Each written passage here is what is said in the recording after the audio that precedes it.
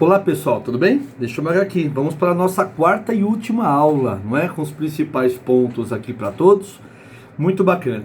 Pessoal, como é que funciona a justiça gratuita na área trabalhista? Bom, isso alterou com a reforma da trabalhista de 2017 e a justiça gratuita ela funciona da seguinte forma: o empregado que tem um salário igual ou inferior a 40% do teto da Previdência terá direito a receber a justiça gratuita nos processos. Explicando.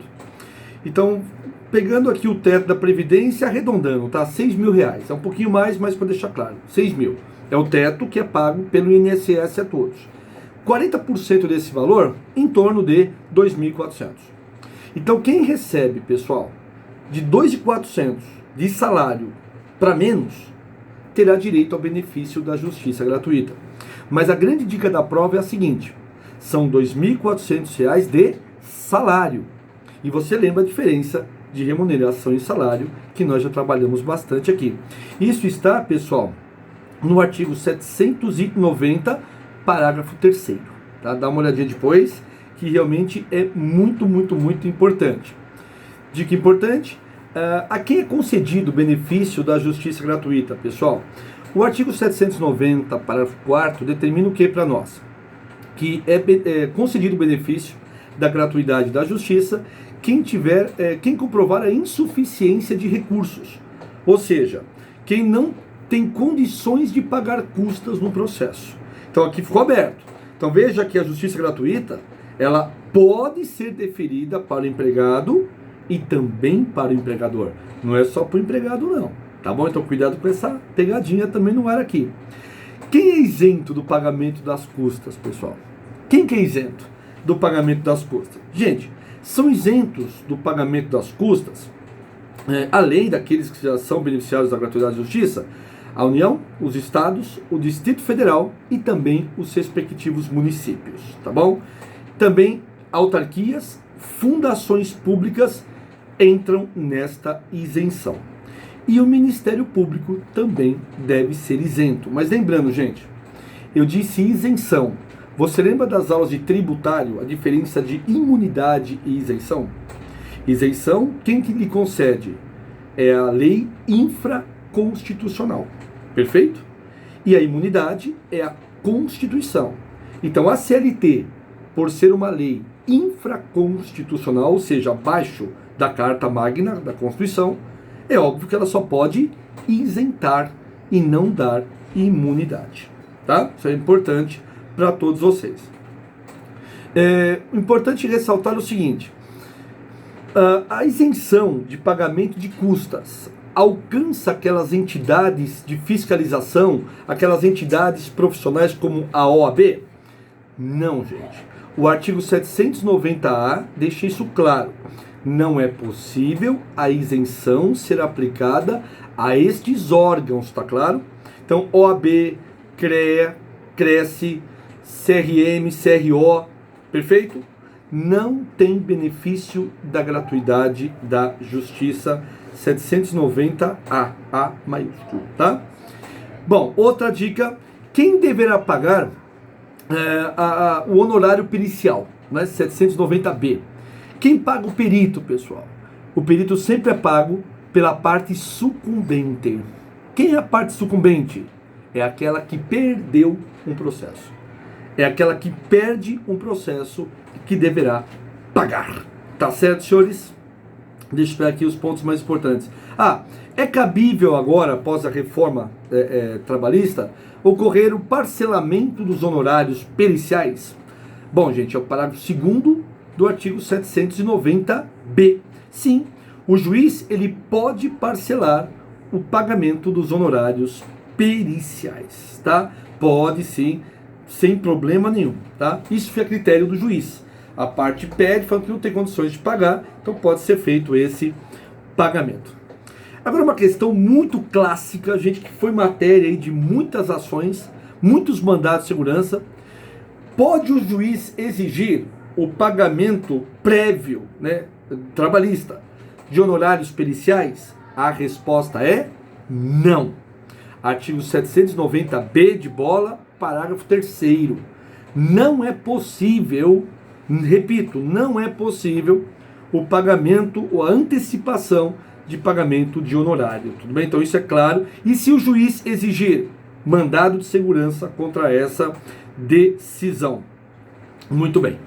Bom, aí vem aqui, gente, quem pode reclamar perante a Justiça do Trabalho? Quem que pode, né, ingressar com uma ação na Justiça do Trabalho? Pessoal, artigo 791 determina o que para nós? Que tanto os empregados quanto os empregadores podem mover ações na Justiça do Trabalho. E aí ele usa o termo reclamações. Então pode a empresa ingressar com uma reclamação trabalhista contra o empregado? É pouco usual, mas é totalmente cabível. Tem gente que fala aí, só o empregado pode reclamar. Não, gente, a empresa também pode reclamar. Tá certo? Pode apresentar reclamação com base no 791. Normalmente, não se usa reclamação, né, gente?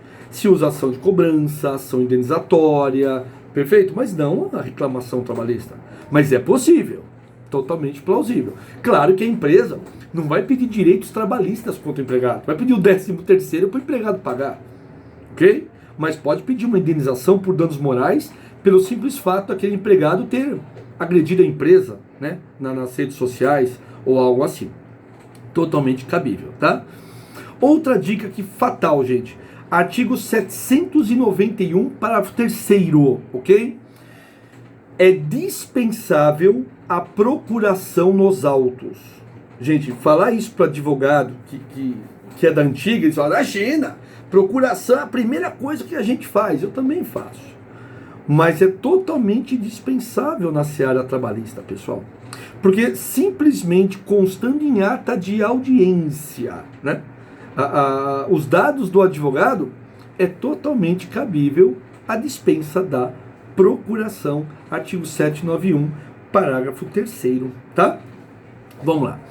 Outra novidade com a reforma trabalhista, veja que eu estou batendo muito nesse aspecto, e isso realmente se faz muito importante a todos, honorários de sucumbência. Foi algo, gente, que desde quando eu advogo, 2003, a gente pede que seja dado o honorário de sucumbência.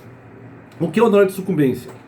Além daquele valor que o empregado paga, que a empresa paga ao empregado, melhor dizendo, tem que pagar o advogado, né, deste empregado, por exemplo. Tá? Gente, então vamos dizer que a empresa foi condenada a pagar 100 mil reais.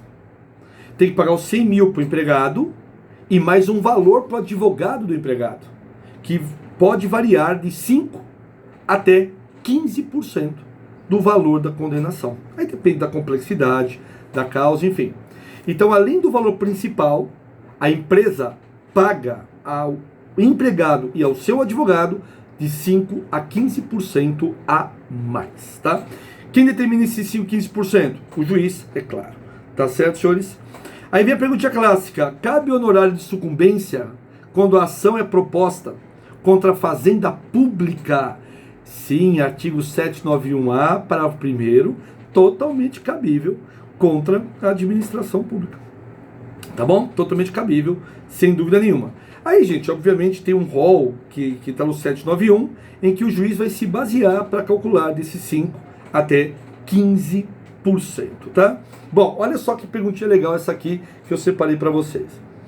Se a parte vencida for beneficiária da justiça gratuita, ela será obrigada a efetuar o pagamento dos honorários de sucumbência? Então, se eu sou empregado e eu perdi a causa, eu tenho que pagar o advogado da empresa? Bom, o que diz o artigo 791A, parágrafo 4º, né?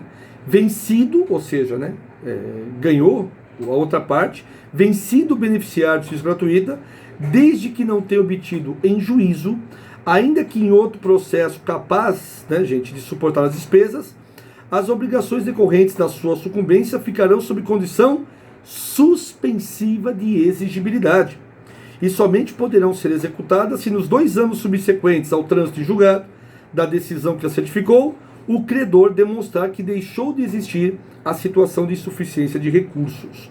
Olha só que interessante. Então eu sou empregado, entrei com uma ação contra a empresa e perdi. Vou ter que pagar os honorários de sucumbência do advogado. E aí, eu sou beneficiário, eu pago ou não? Fica suspenso isso durante 2 anos. Se eu, sei lá, encontrar um emprego bom, tiver uma boa renda, eu vou ter que pagar outro advogado. Mas se em 2 anos eu ficar paupérrimo, eu não pago o advogado. Fica a dica. Boa essa situação, viu? Tá bom? Boa questão de prova essa, sem dúvida nenhuma, gente. É cabível, gente, os honorários de sucumbência na reconvenção? Gente, se é cabível o honorário de sucumbência na reconvenção. Lembra a reconvenção? Apresentada junto com a defesa, aquela história toda? Claro que cabe honorários de sucumbência na reconvenção. Sem problema nenhum, tá? Interessante isso. Agora, gente, quando a gente fala em perdas e danos, mudando um pouco de assunto. Quando a gente fala em perdas e danos, gente, significa o que para nós aqui? Perdas e danos, gente, artigo 793-A de amor. Funciona da seguinte maneira, da seguinte forma, tá bom, gente? Vai pagar por essa perda e dano aquele que litigar com má fé, tá certo, gente? Que pode ser o reclamante, o reclamado, o interveniente. Mas, professor, o que é má fé? Não é? É o artigo 793B que nos dá essa informação. Gente, quando você alega ou você se defende contra a lei, ou seja, a lei fala uma coisa e você alega totalmente outra. Quando você altera a verdade dos fatos, ou seja, você mente. Quando você quiser utilizar o processo para conseguir um objeto, né, um objetivo ilegal. Quando você colocar resistência a um processo. Quando você entrar com uma petição totalmente infundada. Tá bom, gente? E coisas nesse sentido. Tudo isso é considerado como má fé. E quanto que eu vou pagar de multa, professor? Superior a 1% e inferior a 10%. Então você vai pagar de 1 a 10% de multa por litigância de má fé. Tá bom, gente? Bom, meus caros amigos, é claro que existe aqui, eu estou passando as perguntas aqui que eu disponibilizei para vocês. Existe uma infinidade de assuntos, né, pessoal? Mas o que eu vou sugerir? Que agora, nesse momento, você pega a apostila que foi encaminhada para todos e você pega com muito carinho e leia. E não precisa ler tudo hoje. Dilua, tá certo, senhores? Dilua isso durante o seu tempo. Vai fixando, vai lendo. Porque, a meu ver, a melhor maneira de aprendizado é através de perguntas e respostas. Mas isso, sem dúvida nenhuma, pessoal. Pessoal, muito obrigado por tudo. Um abração a todos. Fique com Deus. Agora eu estou disponível no WhatsApp. Pode contar com esse amigo hoje e sempre. Tchau.